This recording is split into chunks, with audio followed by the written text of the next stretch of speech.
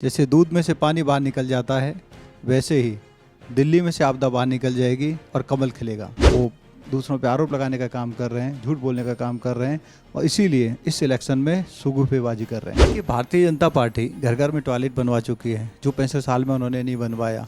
Bharatiya Janata party ने 12 करोड़ परिवारों को नल से जल दिया है, जो पहले वो नहीं कर पाए। Rahul Gandhi, no impact in Delhi. Swati Maliwal, वो जमीनी मुद्दों को उठा रहे हैं। नरेंद्र मोदी, उनको लोग प्यार करते हैं, सत्येंद्र जैन, नफरत करते हैं, संजय सिंह, उनको फ्रॉड मानते हैं लोग। मनोज तिवारी, पूरा पूर्वांचल उनको प्यार करता है। नमस्कार, मैं चिराग जैन और आप देख रहे हैं स्वगन टीवी।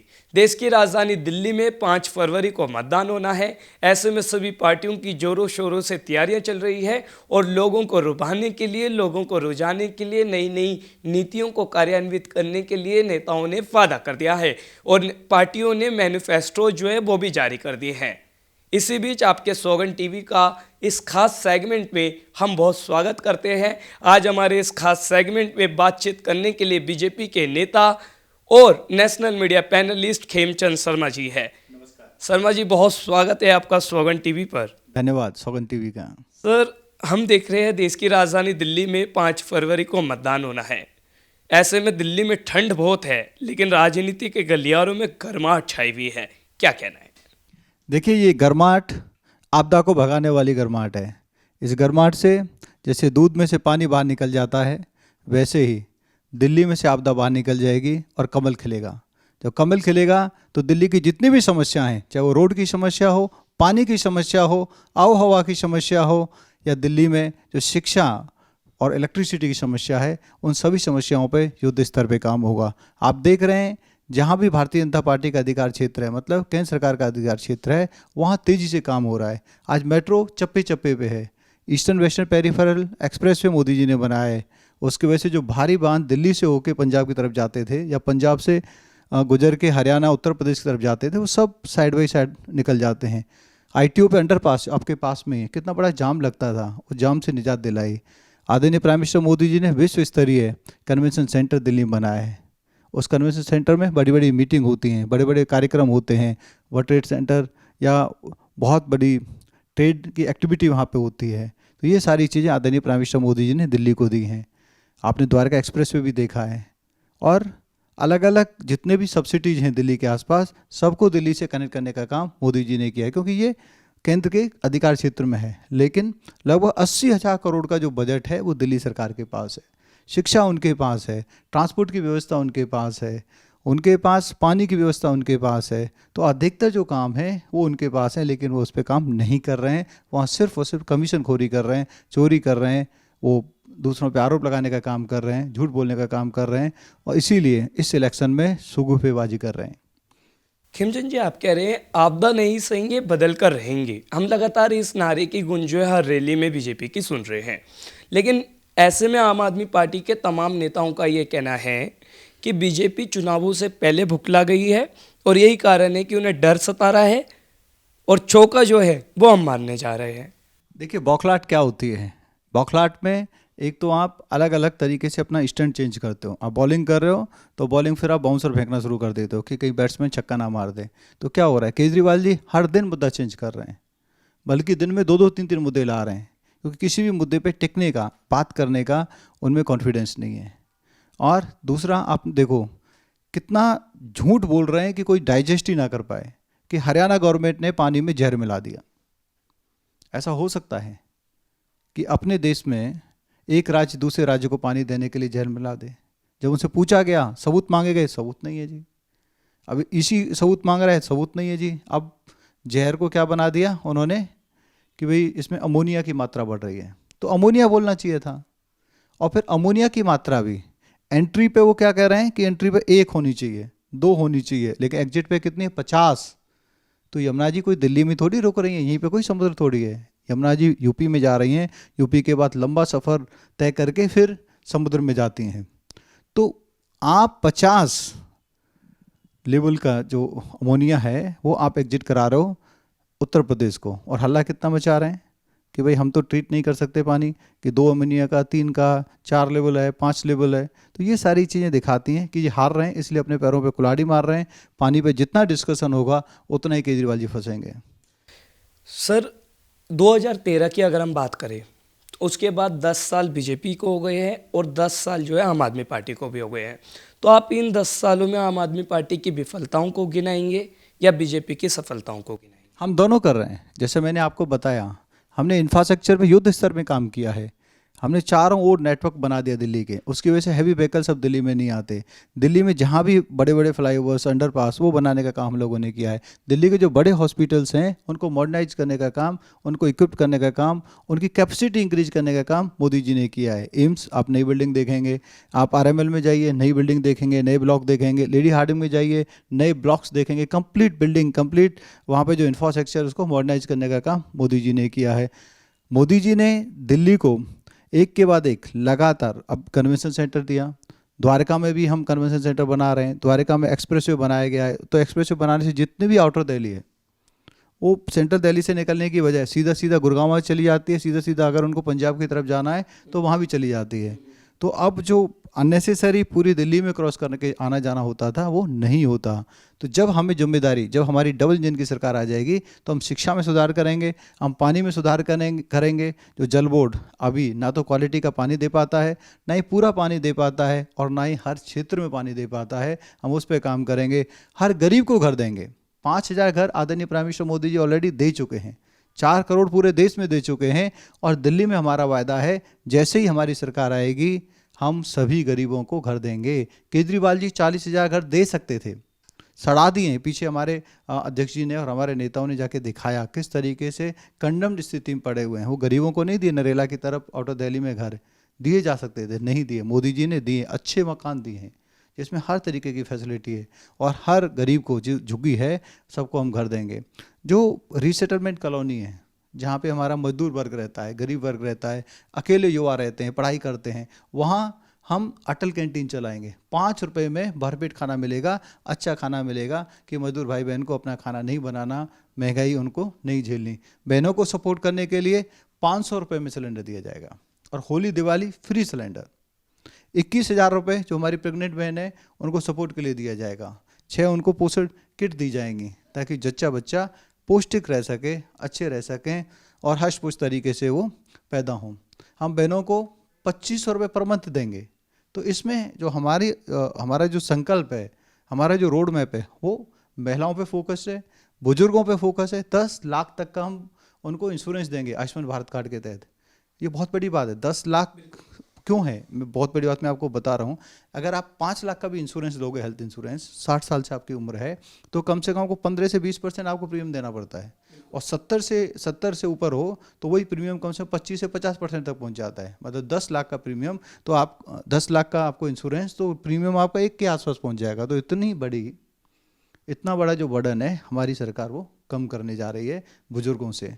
वहीं इंफ्रास्ट्रक्चर के लिए हम लोगों ने पूरा रोड मैप दिया है कि 13,000 इलेक्ट्रिक बस, जैसे आदरणीय प्राइम मिनिस्टर मोदी जी ने 1200 बस फेम 2 के तहत दिल्ली को दी हैं। अगर वो हटा दें तो दिल्ली में डीटीसी की जो हालत है वो बस से बदतर हो जाएगी, वो डेड हो जाएगी। आपने अपने मैनिफेस्टोज की तमाम बातें जो हैं लोगों को बताई। आम आदमी पार्टी और कांग्रेस ने भी अपने मैनिफेस्टो जो है वो जारी कर दिए हैं। उन्होंने कहा है कि अगर हम कांग्रेस की बात करें, कांग्रेस का कहना है हम जो है युवाओं को 8,500 रुपये देंगे, महिलाओं को 2,500 रुपये देंगे। तो कांग्रेस के तमाम बड़े नेता कह रहे हैं कि बीजेपी ने हमारी कॉपी की है। देखिए, भारतीय जनता पार्टी घर घर में टॉयलेट बनवा चुकी है, जो 65 साल में उन्होंने नहीं बनवाया। भारतीय जनता पार्टी ने 12 करोड़ परिवारों को नल से जल दिया है, जो पहले वो नहीं कर पाए। हम लोगों ने फ्री में गैस सिलेंडर दिया, चूल्हा दिया, ये आदरणीय प्राइम मिनिस्टर मोदी जी ने किया। गांव-गांव तक सड़क पहुंचाने का काम मोदी जी ने किया। घर घर में बिजली देने का काम मोदी जी ने किया। 5 साल से लगातार राशन देने का काम मोदी जी कर रहे हैं। तो हम बड़े काम करने के लिए, मतलब मोदी जी और भारतीय जनता पार्टी बड़े काम करने के लिए जानी जाती है। तो हम पे लोग विश्वास करते हैं। जब हम कहते हैं कि 2,500 दे पाएंगे, तो हाँ दे पाएंगे, क्योंकि हमने महाराष्ट्र में दिया है, दे रहे हैं। हमने मध्य प्रदेश में दिया है, हम दे रहे हैं। नहीं, वो दावे वो भी तो कर रहे हैं। वो कह रहे नहीं हैं दे, तेलंगाना में दिया है, कर्नाटक में दिया है। वो कर्नाटक में नहीं दे पा रहे हैं। हालत ये हो गई कि कर्नाटक में उन्होंने बस के राइड के फेयर बढ़ा दिए हैं, बिजली के रेट बढ़ा दिए, उन्होंने पीछे पेट्रोल और डीजल पे जो वैट लगता है उसके रेट बढ़ा दिए।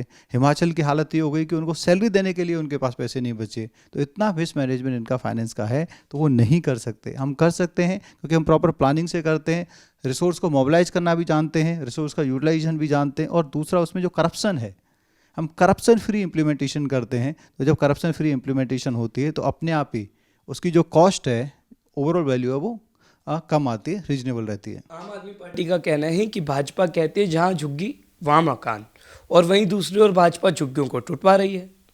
इस पर आपका क्या कहना है? नहीं, हम मकान दे रहे हैं ना, मकान दे रहे हैं। अगर कोई कहता है कि नहीं उनको झुग्गी में रहना है तो हम नहीं डिस्टर्ब कर रहे, लेकिन हम पक्का मकान दे रहे हैं, आधुनिक मकान दे रहे हैं कि भाई कोई भी नहीं चाहता कि वो झुग्गी में रहे।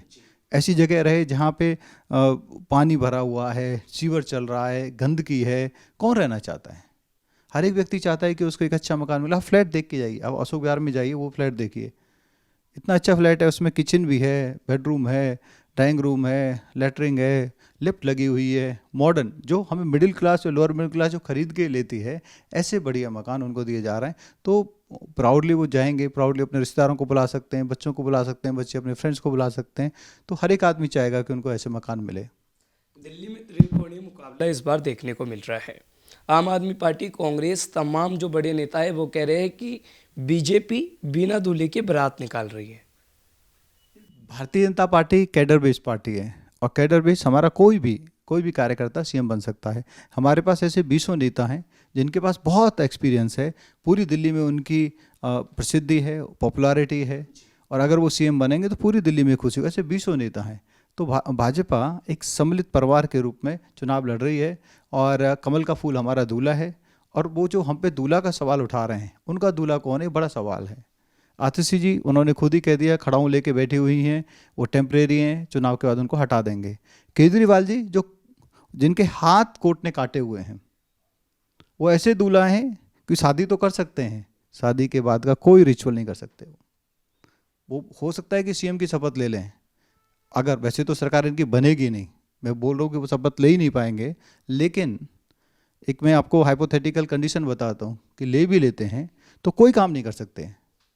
वो सचिवालय नहीं जा सकते, कैबिनेट की मीटिंग नहीं ले सकते, कोई काम नहीं कर सकते, कोई फाइल साइन नहीं कर सकते। तो जो ड्रामा उन्होंने किया है 1.5-2 साल, वैसा ही ड्रामा रहेगा।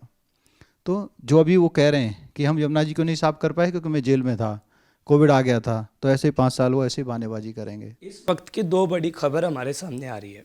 एक बड़ी खबर है कि अभी कुछ ही देर पहले जो है, अभी स्वाति मालेवाल, जो आम आदमी पार्टी से राज्यसभा सांसद रही है, वो केजरीवाल के घर पर पहुंच गई है। उन्होंने उनके घर के सामने जो है कूड़ा फेंका है और बहुत बड़ा प्रदर्शन किया है।